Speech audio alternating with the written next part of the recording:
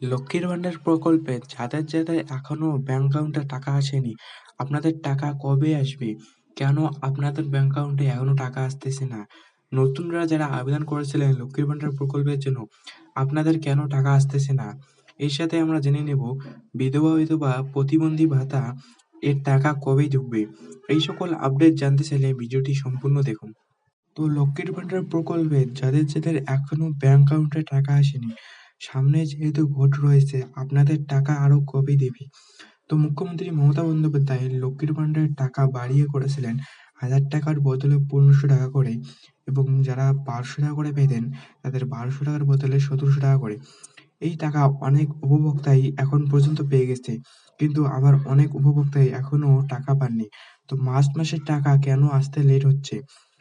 যাদের এখনো মার্চ মাসের টাকা ব্যাংক অ্যাকাউন্টে আসেনি, তো আপনাদের লক্ষ্মীর ভান্ডার প্রকল্পের ১৫০০ এবং ১৭০০ টাকা করে মার্চ মাসে অধিকাংশ উপভোক্তার ব্যাংক অ্যাকাউন্টে ইতিমধ্যেই কিন্তু ক্রেডিট হয়ে গেছে। আবার কিছু উপভোক্তাই শুধু এই টাকা এখনো পাননি।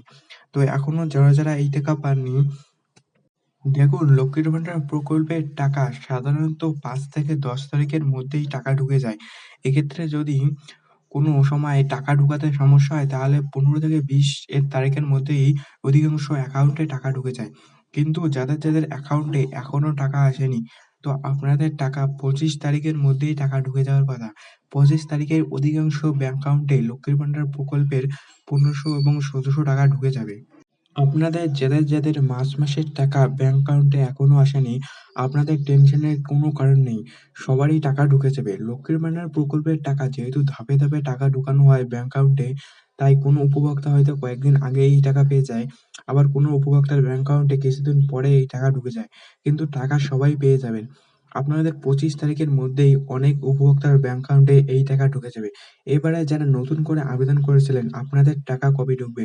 দেখুন, যারা নতুন করে আবেদন করেছিলেন লক্ষ্মীর ভান্ডার প্রকল্পের জন্য, আপনাদের কাগজপত্র ও নথিপত্র যদি সঠিকভাবে সাবমিট হয়ে যায়, তাহলে আপনাদের সব সঠিকভাবে সাবমিট হয়ে গেলেই আপনাদের ব্যাংক অ্যাকাউন্টে টাকা ঢুকতে শুরু হয়ে যাবে। এক্ষেত্রে আপনার বিডিও অফিসে বা বাড়িতে বসেই চেক করে নিতে পারবেন আপনাদের সব সাবমিট হয়েছে কিনা। তো সাবমিট হয়ে গেলেই আপনাদের ব্যাংক অ্যাকাউন্টে ধাপে টাকা পাঠাতে শুরু হবে। এবারে বিধবা ভাতা, প্রতিবন্ধী ভাতা এর টাকা কবে ঢুকবে? দেখুন, যাদের এখনো বিধবা ভাতা, প্রতিবন্ধী ভাতা এর টাকা এখনো ব্যাংক অ্যাকাউন্টে ঢোকেনি, আপনাদের খুব শীঘ্রই ঢুকে যাবে টাকা। আপনাদের ২৫ তারিখের মধ্যেই এই টাকা ঢুকে যাবে। অনেক উপভোক্তা এই টাকা পেয়ে গেছেন। যাদের এখনো এই টাকা ঢোকেনি, আপনাদের ২৫ তারিখের মধ্যেও আপনাদের এই টাকা অধিকাংশ অ্যাকাউন্টে ঢুকে যাবে। তো এইরকম ইনফরমেশন আপডেট এই চ্যানেলে আসতেই থাকবে। তো এইরকম ইনফরমেশন আপডেট পাওয়ার জন্য চ্যানেলটি সাবস্ক্রাইব করে রাখবেন।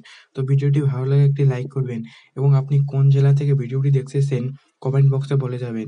তো আপনাদের সাথে দেখা হচ্ছে পরবর্তী কোনো ভিডিওতে। ততক্ষণের জন্য আপনারা সবাই ভালো থাকবেন।